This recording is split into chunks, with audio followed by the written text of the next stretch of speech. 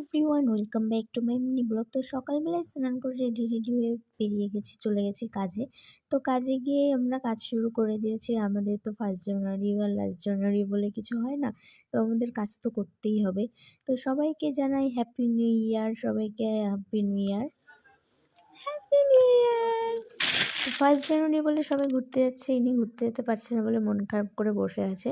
দেন আমরা কাজ সেরে রাতেবেলা বাড়ি ফিরে তো মনে পড়লো বাড়ির পাশে এক জায়গায় ফাংশন হচ্ছে। তো আমি আর ভাই রেডি হয়ে গাড়ি নিয়ে বেরিয়ে পড়লাম ফাংশন দেখার জন্য। ঠান্ডা যতই পড়ুক যাই পড়ুক, ফাংশনে তো যেতেই হবে। তো তারপরে আমরা চলে এসেছি ফাংশন আমাদের বাড়ির পাশের মাঠে।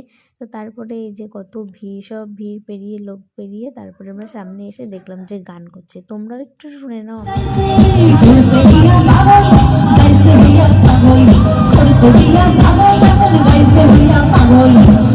বিয়ে হলো কেন